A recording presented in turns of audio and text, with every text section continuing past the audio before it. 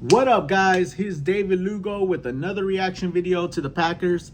And this one's going to be ugly, guys. So let's get right into it. I feel like this is the one video where I have a lot of stuff to say, but I'm just going to cut this one short. I think this is maybe the first video where I'm like, you know what?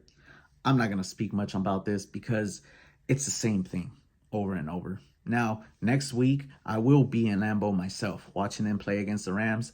And I'll be honest, man, if I see this same performance, I'm not going to be happy about it. Okay, so as you know, they played the Minnesota Vikings and came away with a loss. It looked very similar to the past three games. You know, same stuff, different day. Coaches still refuse to change things.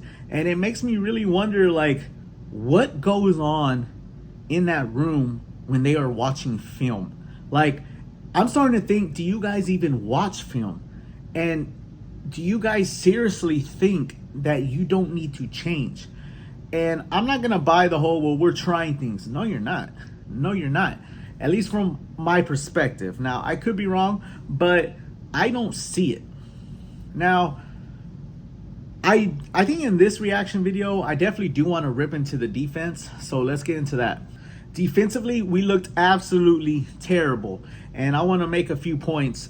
I think there was a stat after the halftime where Minnesota was completing like 73% on third down. And the sad part is it's third and long, guys. It's not third and short. There was some third and eights out there where they converted.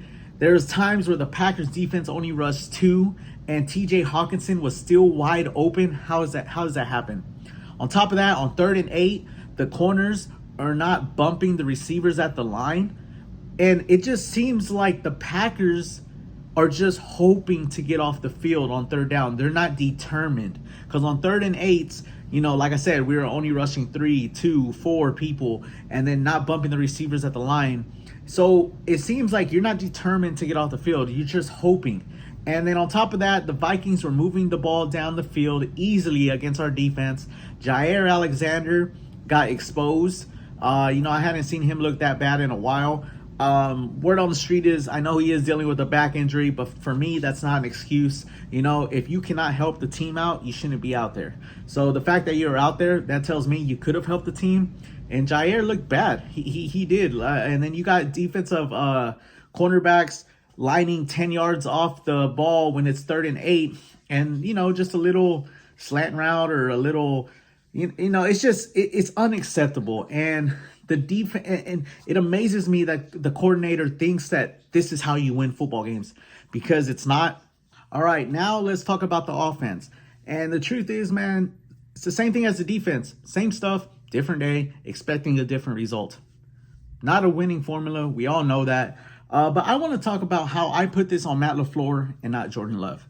You see, if Matt LaFleur was setting up Jordan Love for like 3rd and 3, 3rd and 2, 3rd and 1, 3rd and short, right? Running the ball the first 2 downs with A.J. Dillon and Aaron Jones. Let's say both of them give you like 2 or 3 yards. You're setting up Jordan Love with the 3rd and short, right? And if Jordan Love was not converting those 3rd and shorts, then I would say, you know, Jordan Love is the issue. Instead, you got Jordan Love trying to get 3rd and 8s, 3rd and 10s, sometimes even 3rd and 22 because you can't play a clean game and you get penalties all day long. So this is why I put it on Matt LaFleur. You are not setting up Jordan Love for success. Now, don't get me wrong. Jordan Love did miss some throws today. He still can't throw the deep ball. He had Watson wide open with the deep ball and Dobbs wide open. Both of those are probably a touchdown, and he just overthrows them. The offense dropped some balls. They dropped a lot of balls today. You're coming out, and it's like you're hoping to win. It doesn't even look like you have a plan. You definitely don't have adjustments. And, you know, it's very sad to see this. It really is. Because if we look on paper at the teams the Packers have lost to, and you compare coaches, a lot of these coaches on paper, LaFleur is supposed to be better than. You're supposed to be better than. And my thing, guys, is there's a difference between a young team and a young, bad team. Because here's the thing. There is always hope for a young team with a good coach. There's always hope. Now, the thing is, the Packers look terrible all around. Special teams. Carlson missed a field goal at the end of the half. He got lucky that there was an offsides call and then puts it through. Also, when we kicked it off to the Vikings, if it wasn't for a penalty on them, they would have had a touchdown on a kick return. Like, guys, we looked terrible all around. This is a very bad football team right now. And I say right now because deep down, I think they have talent. And I think it's okay to put Joe Barry, to put LaFleur on the hot seat simply because they have had chances. They have had chances since last year to turn this around.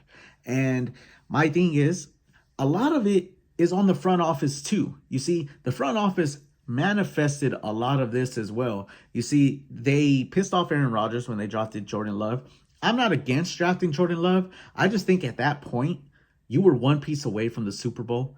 You should have gone with a wide receiver. You should have gave Aaron Rodgers one more weapon and go out and go for the run. If you wanted to go defense, you could have waited until the second round. Or if you wanted to get Jordan Love, wait until he's in the second round. And, the Packers front office has no one to blame but themselves right now. I truly believe that. But here's the thing. I'm very interested to see where this will go. Are we really going to have Matt LaFleur back next year? Are we really going to have Joe Barry back next year? I'll be absolutely shocked if we have both of them. I really will. So with that being said, I'm still a Packers fan. I love the Packers, man. But they have to figure out what it is. And my thing is, I would like some people to start taking responsibility. A lot of people aren't taking responsibility. All they're saying is, oh, we got to figure this out. We're one piece away. No, no, no, no, no, no. No, you're not. You're not one piece away. It's more than one thing. I promise you it is.